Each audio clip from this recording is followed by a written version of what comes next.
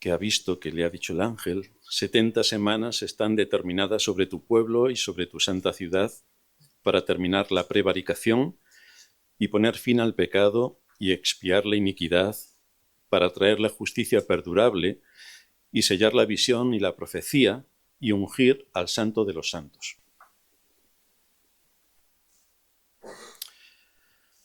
En casi todas las culturas y sociedades han estado esperando un Salvador que les rescatase de la situación en la que se encontraban.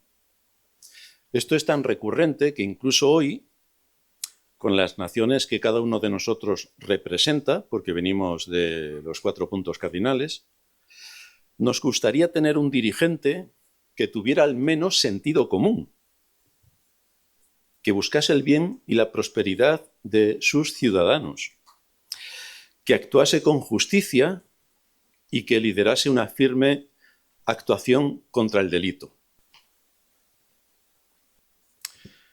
El nivel máximo de un Estado de Derecho sería la aplicación de lo que representa la justicia. Como todos sabéis, la imagen de la justicia es una mujer que tiene los ojos vendados, en una de sus manos tiene una balanza con la cual pesa las acciones de los hombres, en la otra tiene una espada para ejecutar al culpable.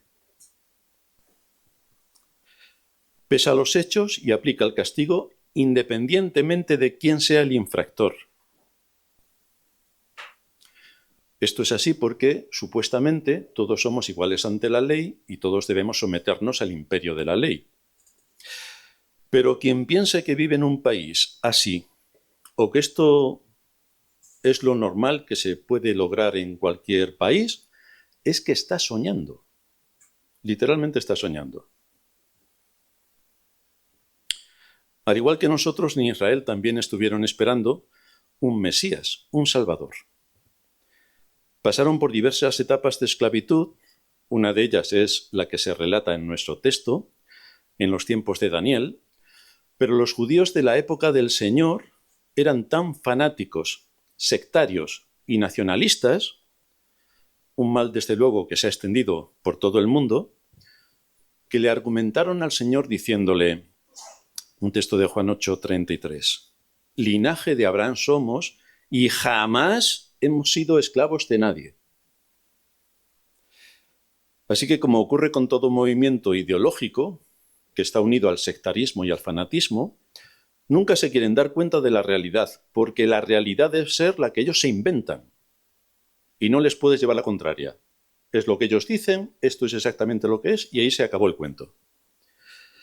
De manera que nos encontramos como el ser humano en general y la cristiandad en particular piensa en su gran mayoría que el ser humano es bueno, como todo el mundo puede ver.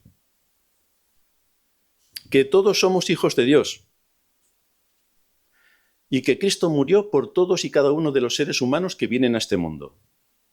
Esto es lo que cree la cristiandad.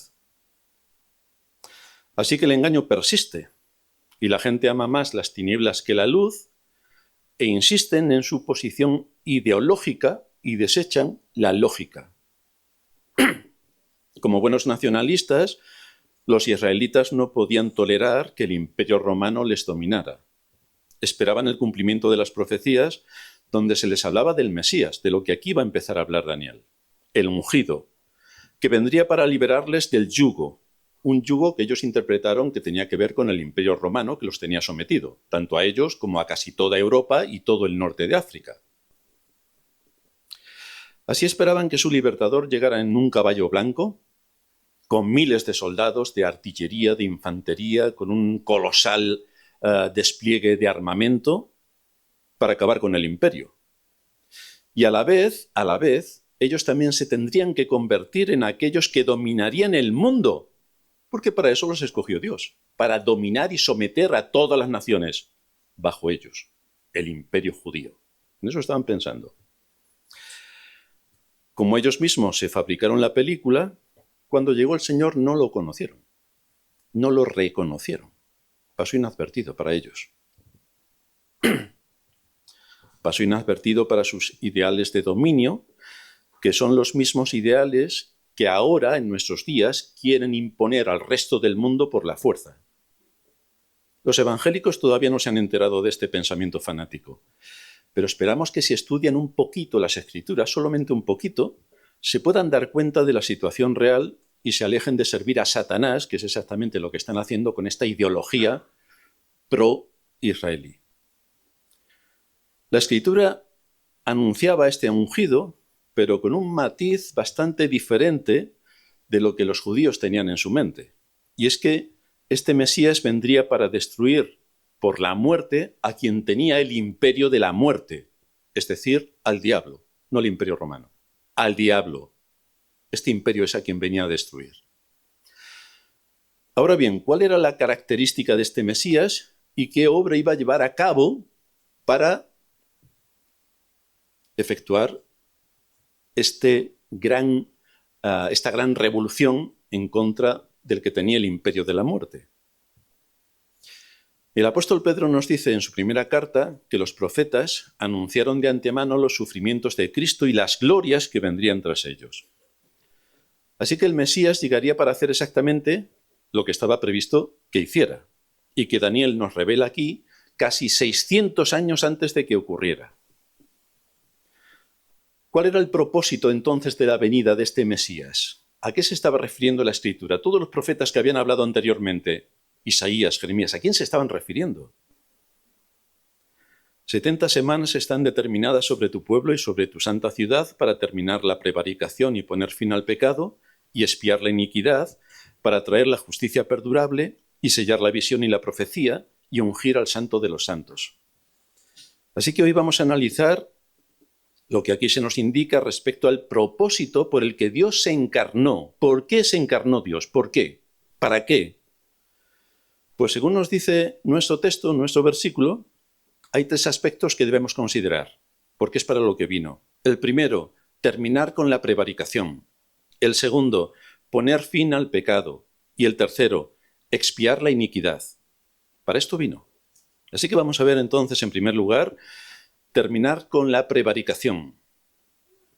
Este término presenta 3 aspectos que vamos a tener en cuenta dentro de este primer punto. Terminar con la prevaricación. El primero, ¿cuál es el significado de la prevaricación, del término prevaricación? Y bíblicamente a qué se está refiriendo, y legalmente, de forma jurídica, de qué está hablando. Porque no podemos olvidar que nuestra relación con Dios también se basa en la ley. En la ley. Todo está envuelto con la ley. Hay aspectos judiciales que no podemos pasar por alto. La palabra que aquí se traduce como prevaricación proviene del hebreo, es el término pesá, que se refiere a una transgresión intencionada, a una rebelión o a una traición.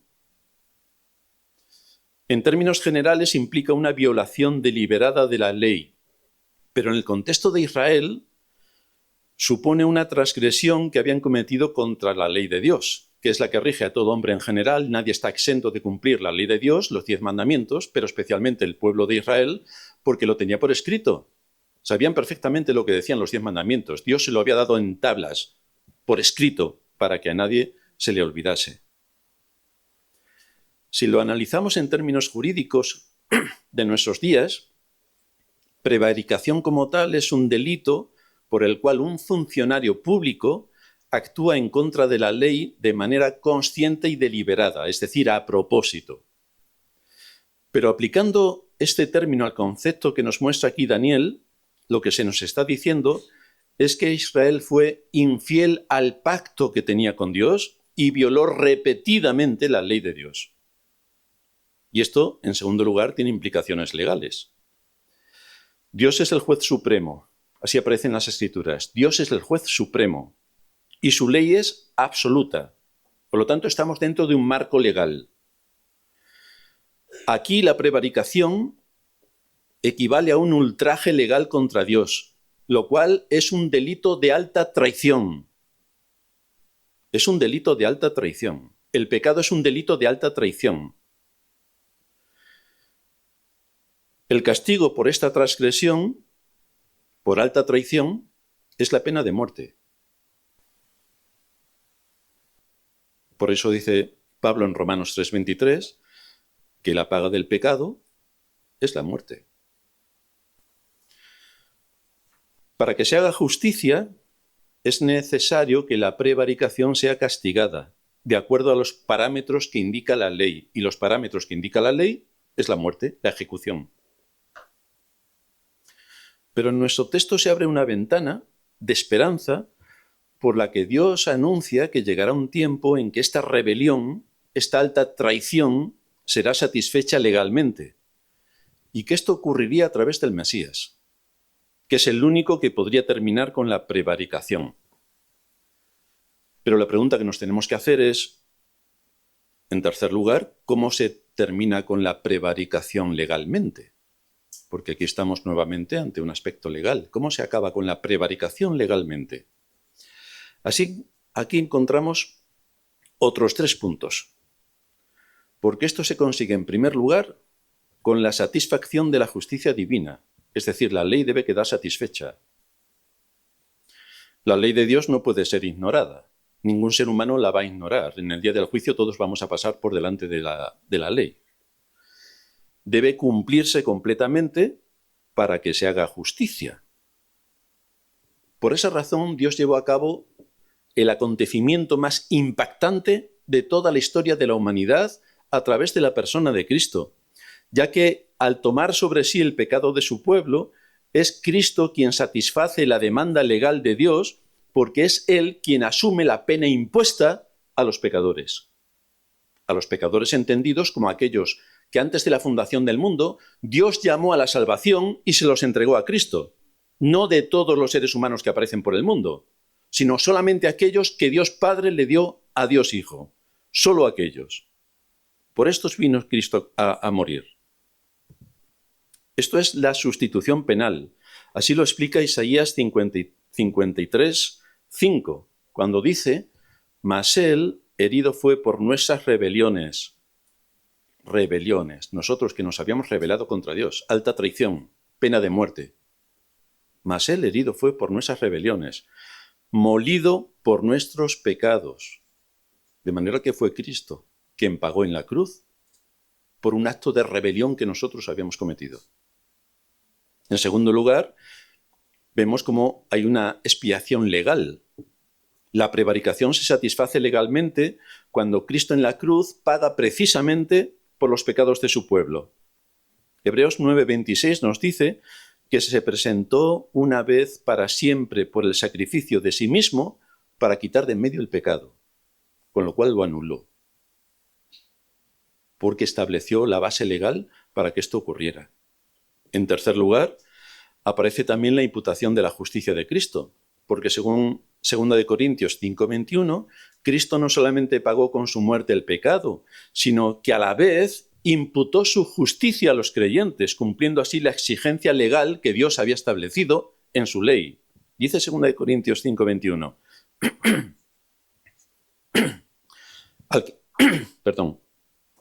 Al que no conoció pecado, por nosotros lo hizo pecado, para que nosotros fuésemos hechos justicia de Dios en él.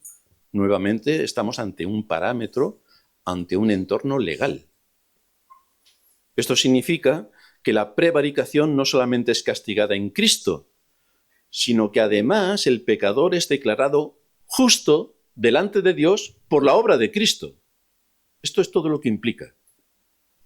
Por lo tanto, la frase terminar la prevaricación anuncia el cumplimiento legal y definitivo de la redención en Cristo, que es quien cumple la ley, sufre el castigo en nuestro lugar y nos imputa su justicia. Todo esto es lo que hace Cristo cuando muere en la cruz. Todo esto. Daniel, por supuesto, era consciente de que el gran problema que ellos tenían como nación es que habían pecado gravemente contra Dios. Una y otra vez, Daniel, que era un hombre que impartía justicia, que estaba como un alto magistrado dentro de 2 imperios, por lo tanto administraba justicia, parte de todo su funcionamiento en el gobierno, es Daniel quien declara abiertamente esto en su oración. Dice, hemos pecado, hemos cometido iniquidad, hemos sido rebeldes, nos hemos apartado de tus mandamientos, no hemos obedecido a tu voz. Por lo tanto, está reconociendo un acto de alta traición. Por eso, cuando Dios responde a la oración de Daniel y le revela lo que sucedería con su pueblo a 600 años vista, Su tema principal fue la llegada del Mesías. Tema principal. Es Cristo el ungido quien libraría a su pueblo de su gran y poderoso enemigo, de Satanás, del pecado y de la muerte. Aunque muchos piensan otra cosa acerca del Mesías, tenemos que decir que el Mesías no vino al mundo para dejarnos un buen ejemplo a seguir. ¡Qué hombre más bueno! Tampoco vino como un maestro religioso más. La cultura islámica reconoce a Cristo como profeta. Era un buen maestro, era un profeta. Y ahí se acabó la historia. Pero lo que nos muestra la Escritura es que el propósito principal por el que Cristo vino al mundo fue para acabar con los enemigos del hombre. Su pecado, en primer lugar, porque todos nacemos, todos tenemos una naturaleza corrupta, gracias a nuestros primeros padres, Adán y Eva. Todo lo que surge a partir de Adán y Eva ya viene con una naturaleza corrupta. Por lo tanto, los niños no son limpios y puros. Tienen una naturaleza corrupta, como el resto de los seres humanos. Desde el vientre tienen una naturaleza corrupta, porque es así por lo que vienen a este mundo, o como vienen a este mundo. El propósito principal por el que Cristo vino a este mundo fue para acabar con estos enemigos del hombre. Unos enemigos que nos llevan a la condenación y a la muerte eterna. Y a la vez también vino para tratar con las consecuencias del pecado. No solamente en lo que supone para nosotros en esta vida, que todo lo que hacemos y todo lo que pensamos y hacia dónde vamos siempre está dominado y pervertido por el pecado, sino también cuál es nuestra relación con Dios. Porque esto es lo importante. Es que esto es lo importante. ¿Cuál es nuestra relación con Dios? Que es nuestro creador y nuestro legislador. ¿Cuál es nuestra relación? No podemos contemplar el pecado a nivel horizontal únicamente. Yo no le hago daño a nadie, suele decir la gente. Soy buena persona porque no le hago daño a nadie. Pero si no hace falta que hagas daño a nadie, si tú ya, por ser tú, ya eres corrupto. Tu naturaleza ya está corrompida. Lo que piensas ya está corrompido. Tus intenciones están corrompidas. Tus deseos están más que corrompidos. Todo está corrompido. No importa cómo tú te sientes o cómo sientes que otros tratan contigo. Lo único que importa es lo que piensa Dios de ti de acuerdo a su ley. Eso es lo que importa. Esto es lo importante. Porque al final de cuentas, Dios será tu juez. Así que eso es lo importante. El aspecto más terrible del pecado es que se trata de una rebelión y una alta traición contra Dios. De esto estamos hablando, de una alta traición. Y esto conlleva pena de muerte. De ahí la urgencia de conocer nuestra situación. ¿En qué situación nos encontramos delante de Dios? Cuando anunciamos el Evangelio, ¿por qué lo hacemos? Porque hay una necesidad urgente de que la gente sepa cuál es su destino eterno, que aquí no vamos a estar por los siglos de los siglos, que el reloj ya ha empezado a contar y que nuestra muerte, tarde 5 años, 10 o 48, llegará. Para esto vino Cristo, para terminar con la prevaricación, para restringir o sujetar firmemente la transgresión. Y la idea que parece expresar el texto es la de poner fin al dominio que el pecado ejerce sobre los hombres, porque es un dominio absoluto. El Mesías no libraría al hombre únicamente de las consecuencias del pecado, sino del pecado, de las ataduras del pecado y de la esclavitud a la que el pecado somete a la humanidad. Por eso cuando el ángel aparece a José en sueños, para darle a conocer que María estaba embarazada por el poder del Espíritu Santo, le dice que este niño que estaba en su vientre se llamaría Jesús, que significa Jehová salvará. Y el ángel lo recalca porque él después dice que él salvará a su pueblo, su pueblo, de sus pecados, no a todo el mundo, a su pueblo. De manera que el hombre, por su propia naturaleza, es un esclavo del pecado. Y esto es así hasta que es convertido por la obra poderosa del Espíritu Santo. El pecador en su ceguera se ve a sí mismo libre. Tú hablas con cualquiera en la calle, todos son libres, todos son libres. Por supuesto, todos tenemos libre albedrío, como todo el mundo puede ver. Somos libres en la cárcel. Todos son libres en la cárcel. Claro, dentro de la cárcel te puedes mover como quieras. Dentro de la cárcel. Y por eso cree el ser humano que tiene libertad. Pero en realidad es un esclavo. Es un esclavo gobernado por el más cruel de los tiranos, Satanás, y lo que produce el pecado. Por el pecado es gobernado el ser humano. Debido a su propia naturaleza, el hombre no puede hacer otra cosa sino pecar. No puede hacer otra cosa, porque es un pecador. Nace ya siendo pecador. Por lo tanto, peca porque es pecador. No es pecador porque peca, no. Peca porque es pecador. Esa es su naturaleza. Por esta razón, Cristo usó el texto de Isaías para aplicárselo a él mismo. Cristo vino para dar libertad a los cautivos. Para esto vino Cristo. Nuestro segundo punto dice poner fin al pecado. Desde una perspectiva teológica, esta frase tiene un significado profundo en relación con la obra redentora de Cristo, con el cumplimiento de su plan eterno. La idea central es sellar o acabar con el pecado, lo que implica que habrá una acción fulminante y determinante para terminar con el pecado. Esto, en primer lugar, nos lleva a la pregunta, pues, ¿cómo se pone fin al pecado? ¿Cómo se pone fin al pecado? Que nadie se haga ilusiones, porque el pecado no desaparecerá de la humanidad mientras el mundo exista y hasta la segunda venida de Cristo. Pero sí se puede derrotar legalmente y sí se puede derrotar espiritualmente. Sí se puede derrotar. El pecado fue tratado de manera definitiva en la cruz. La muerte de Cristo es el sacrificio perfecto donde pagó por los pecados, donde el Señor pagó por los pecados de su pueblo. Como dice Hebreos 9:26, se presentó una vez para siempre por el sacrificio de sí mismo para quitar de en medio el pecado. De una sola vez, fulminante. No necesitamos, como la Iglesia de Roma hace, que en todas sus misas, que significa sacrificio, vuelven a sacrificar a Cristo y lo vuelven a sacrificar y lo vuelven a sacrificar en sus miles de iglesias repartidas por todo el mundo continuamente durante la semana. Esto va en contra del principio de la Escritura porque nos enseña que el sacrificio se presentó una vez para siempre por el sacrificio de sí mismo para quitar de en medio el pecado. Y se acabó. La pena del pecado ya ha sido asumida por Cristo. De manera que aquellos que creen en Él son justificados. Y esta es una acción que ocurre una sola vez y se acabó. Es como cuando venimos a la vida. Nacemos, que yo sepa, una sola vez. Luego están ahí lo de la reencarnación y todos esos cuentos. Pero a la vida nacemos una sola vez, se acabó.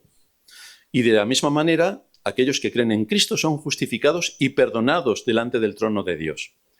Por eso dice la Escritura que Cristo establece un nuevo pacto, donde el pecado ya no es contado en contra del pueblo de Dios. Dice Jeremías 31:34, porque perdonaré la maldad de ellos y no me acordaré más de su pecado. Perdonaré la maldad de ellos. ¿En base a qué? En base al sacrificio de Cristo.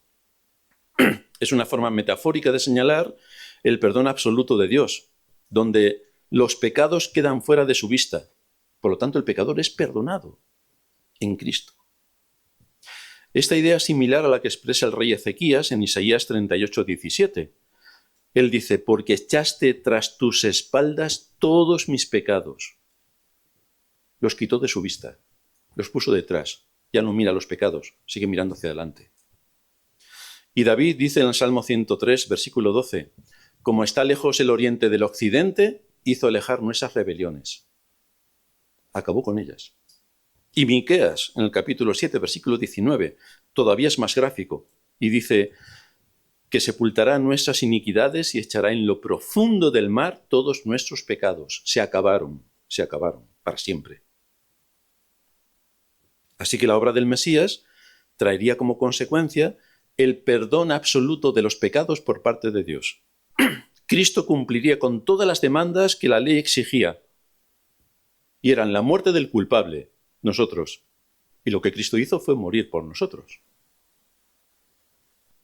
Exigía establecer una base legal, un marco legal que le permitiera a Dios otorgar el perdón sin poner en riesgo su justicia perfecta. Y esto requería la pena de muerte. Por eso Cristo tuvo que asumir la pena de muerte. Para que la justicia de Dios, la base legal, quedara satisfecha. En tercer lugar, también nos dice nuestro texto que vino para expiar la iniquidad. ¿Qué significa expiar? La palabra hebrea para expiar significa cubrir, hacer propiciación, limpiar el pecado, limpiar. En el contexto del Antiguo Testamento, la expiación estaba vinculada a todo su sistema de sacrificios, especialmente en el día de la expiación. Recordaréis que había solamente un día a lo largo de todo el año donde el sumo sacerdote entraba al lugar santísimo para hacer expiación por el pecado del pueblo. Un día, y solo el sumo sacerdote entraba. Esto se le llama en nuestros días el Yom Kippur, que habréis oído hablar de él. Pues allí entraba y rociaba con sangre el propiciatorio. Y así, figuradamente, cubría los pecados del pueblo. La profecía que encontramos aquí apunta a un momento en el que la expiación sería definitiva. No habría que entrar un año tras otro, el sumo sacerdote para llevar a cabo este acto simbólico, sino que esto quedaría definitivamente cerrado. Y lo quedaría en la persona de Cristo.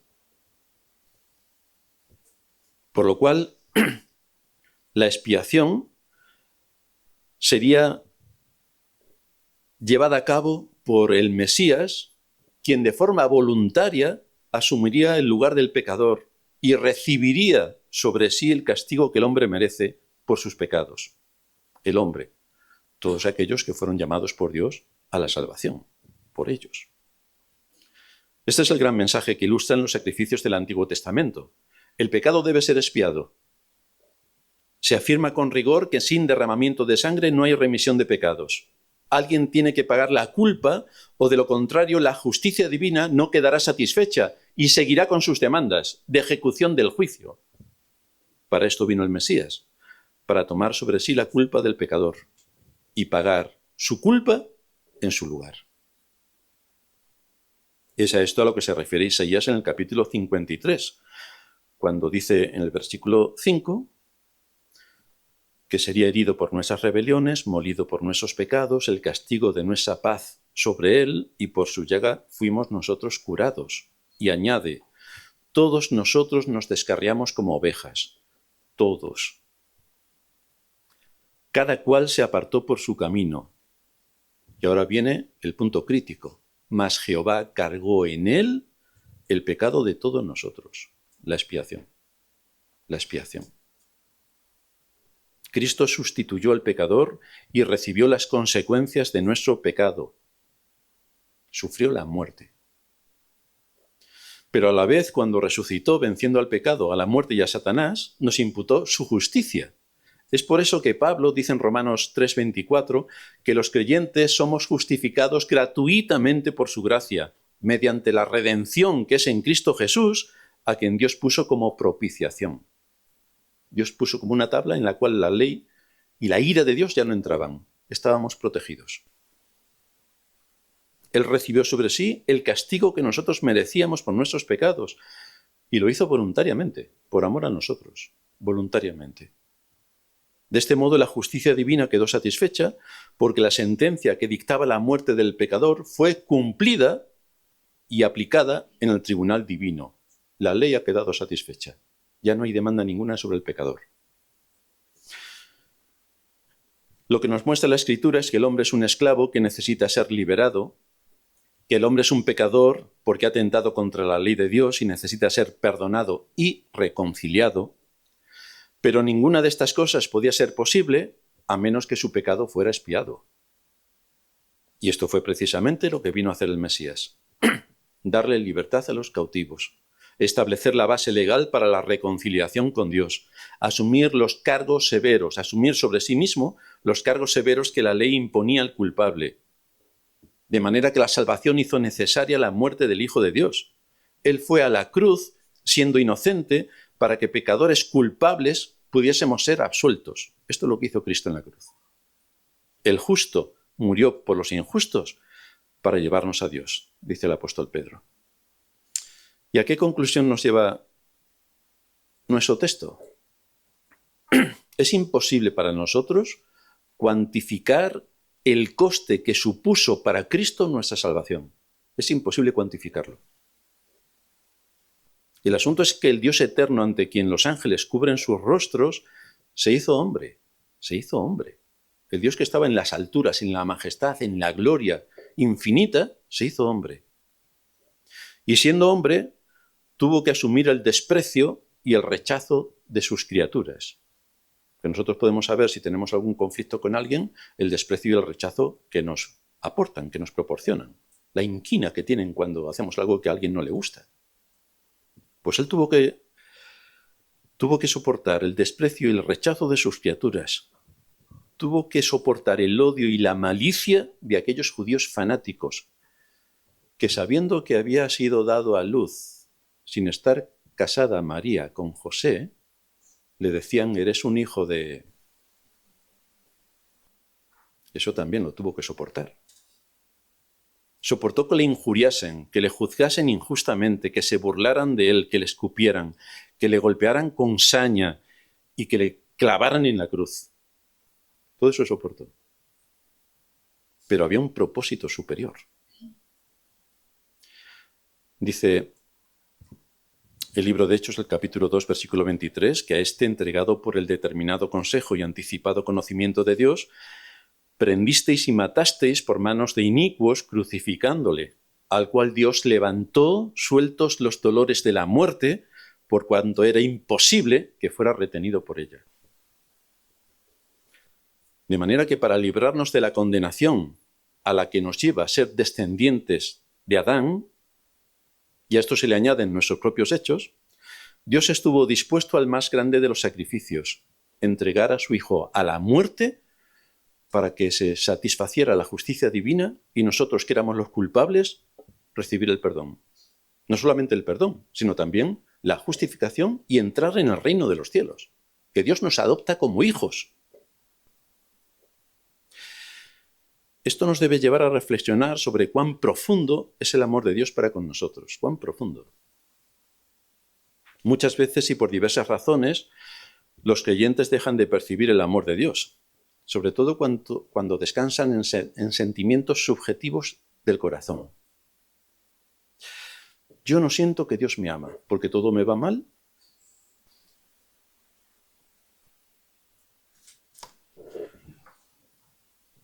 Quien piensa así debe recordar que el amor de Dios no depende de nuestros sentimientos.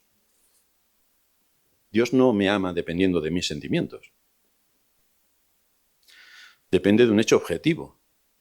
Y es que Él nos amó y nos ama hasta el punto de que ha enviado a su Hijo, nuestro Señor Jesucristo, a morir por nosotros en la cruz. Esto es amor. Lo que a nosotros nos pase son cosas triviales comparados con esto.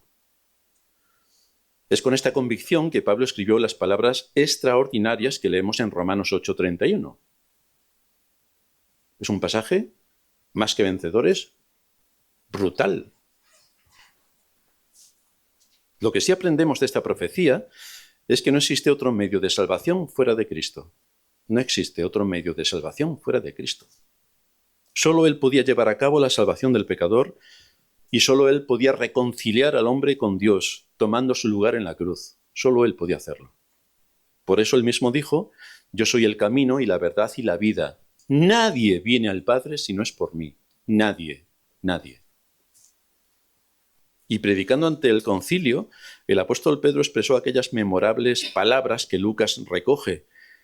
Hechos 4:12. En ningún otro hay salvación, porque no hay otro nombre bajo el cielo dado a los hombres en que podamos ser salvos. En ningún otro hay salvación. No se puede buscar en ningún otro sitio. Todos los seres humanos necesitan un libertador que rompa las cadenas que le atan al pecado. Todo ser humano necesita un mediador que le reconcilie con Dios. Todo ser humano necesita un sustituto que pague su deuda. Y solo Cristo puede hacer tal cosa. Solo Cristo. Por eso, cuando se le invitó en la sinagoga a leer un texto de las Escrituras, el Señor directamente se fue a Isaías. Así nos narra nuestra lectura de introducción que leíamos en Lucas 4:18. El Espíritu del Señor está sobre mí. Esa es la lectura que escogió el Señor. Por cuanto me ha ungido para dar buenas nuevas a los pobres. La Iglesia Católica piensa que se refiere a los pobres literales, los que no tienen dinero. No, a los pobres de espíritu. Y aquí estamos todos. Me ha enviado a sanar a los quebrantados de corazón, a pregonar libertad a los cautivos y vista a los ciegos, a poner en libertad a los oprimidos, a predicar el año agradable del Señor. Es decir, la salvación. Porque el resto de cosas que está definiendo nos atañen a todos y cada uno de nosotros. Para eso vino Cristo. Cuánta gratitud y regocijo debemos sentir al saber que el Dios eterno, desde antes de la fundación del mundo, ya había preparado un cordero sin mancha ni contaminación para ser manifestado en el tiempo postrero y limpiarnos de nuestra infame condición, rescatándonos e imputándonos su justicia y declarándonos de esta manera justos. De tal manera que cumplió perfectamente con la misión que tenía establecida. Si pensamos en todo esto, no dejaremos de elevar nuestras oraciones con gratitud al Señor por habernos dado a Cristo, nuestro Salvador.